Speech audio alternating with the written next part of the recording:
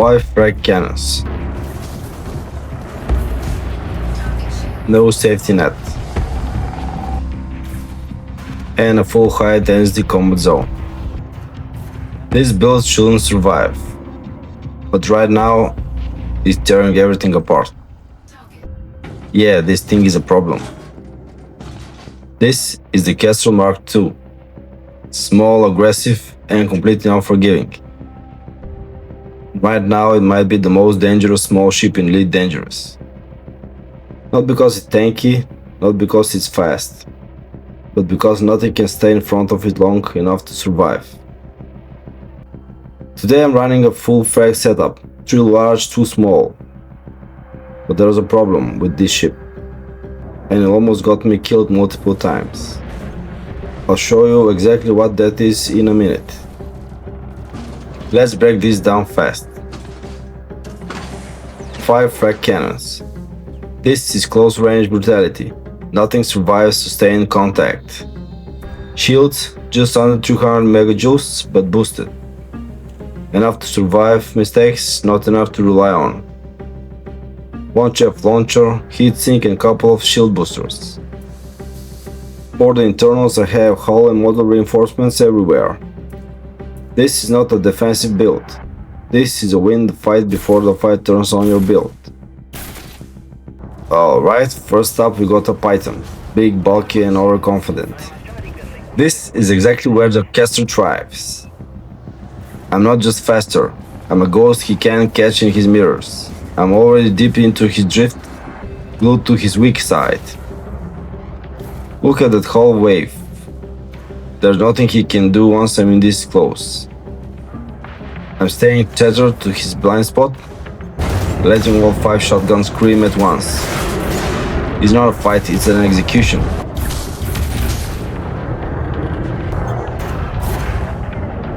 And just like that, he's Stardust. This is fun, dangerously fun. Next on the list, an Eagle. Now this is where it gets interesting.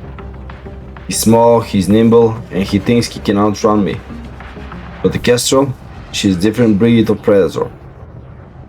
I'm sticking to his sticks like a shadow. He tries to break away, but I'm already there. Once those frags connect at this range, it's over.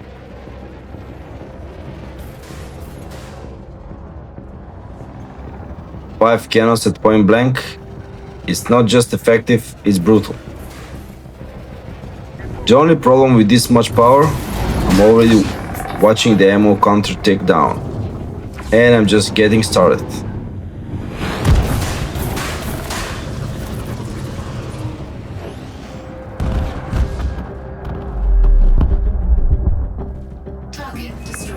Alright, here we go, a Viper Mark IV. Finally a real fight. He's got the twitch, he's got the speed, and for once I'm actually having to sweat for the kill. I'm missing shots, oversteering, fighting the inertia just to stay on his tail. But that's the soul of this ship, it's not just about raw power, it's about the surgical control required to tame it.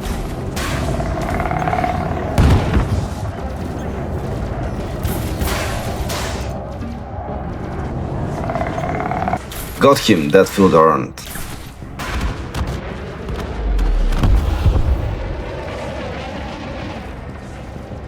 Now let's see how it handles the fortress. Type 10 defender ahead. This isn't a dogfight, it's a turkey hunt. Look at the size of that thing. It's slow, it's massive, and for a frag loadout Kestrel, it's basically a stationary target. Every single pellet is connecting, tearing to that heavy plating like it's a wet paper.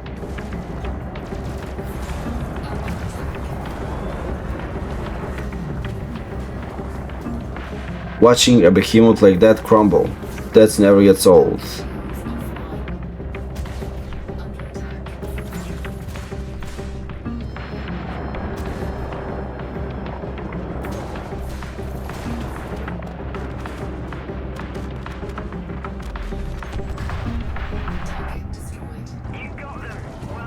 Alright, time for the ultimate test. Anaconda.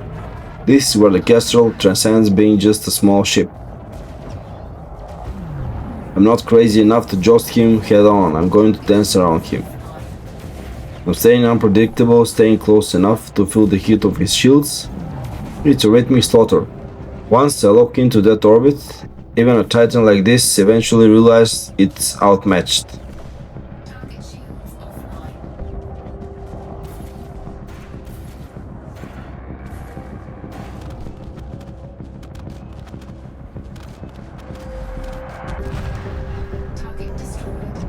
But here's the reality check. The wrecks are getting light. I'm running out of fumes and prayers now. I have to make every single shell count.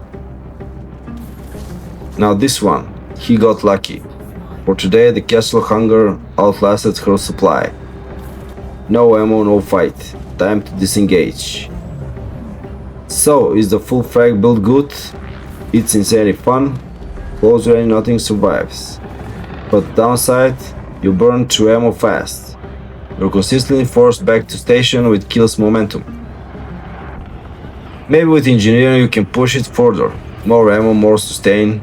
But for me, I'm going back to my plasma accelerators. More control, more consistency. And no constant reloads. Still, I can't lie. This might be the most fun I've had in a small ship. What do you think? Worth it for the chaos or too limited? Let me know, and I'll see you in the black.